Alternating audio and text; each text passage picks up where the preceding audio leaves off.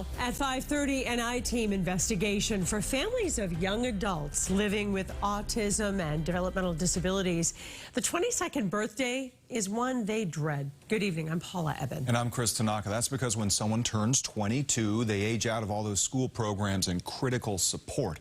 WBZ Chief Investigator Cheryl Fiandaca discovered that leaves some of the most vulnerable people without the services they need. Douglas Schaaf is well loved by his family, who desperately wants to give him the best life possible. Douglas is 24 years old, severely autistic, and he's had no programs for the last 2 years since he's aged out of school. You so big, tall. You are a tall, handsome guy. Every parent dreads the day they turn 22. Nice lady. After 22, young adults like Douglas, who are living with autism and other challenges, have to go from a special education school to adult service programs. But the I-team has learned there are not enough for everyone. It's dire. It's a huge crisis.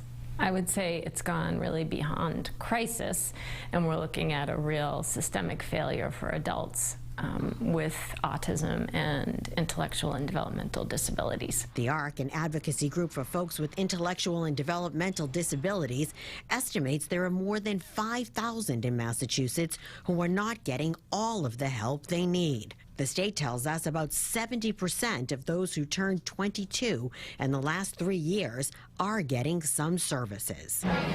Maura Sullivan is not only an advocate with ARC, she also has 2 sons with autism. My son is 22 and he has autism, and he has profound autism. I want him to have dignity. I want him to have enough independence that he can go to the bathroom by himself, that he doesn't need someone in the shower when he's showering.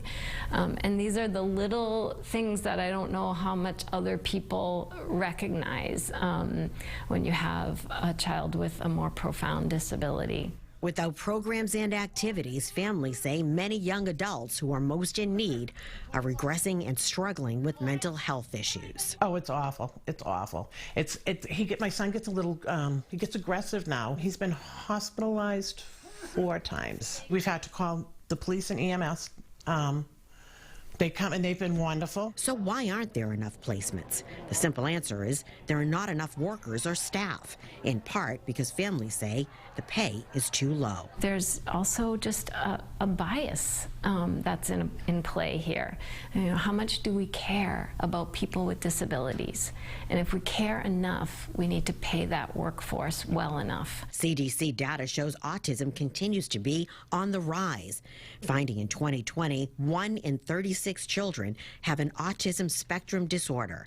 That sobering statistic, along with ARC estimates that in Massachusetts, about 1,500 turn 22 every year, adding to the number of families who are already fighting for their loved ones. But I'll do whatever it takes. There's so many kids being diagnosed with autism now. They have to. They cannot keep sweeping this under the rug and just turning their head and ignoring it. They have to do something. There is hope. We are seeing increases from the Governor Healy budget, which is wonderful. She put $200 million into a Mass Health Day program account that will significantly increase the rates of pay. The administration is also looking to include bonuses for qualified employees and increase startup funding for new programs. Cheryl Fiandaca, WBZ News. And if you've seen something the I-team should look into, we want to hear from you. All you got to do is send us an email at iteam@cbsboston.com.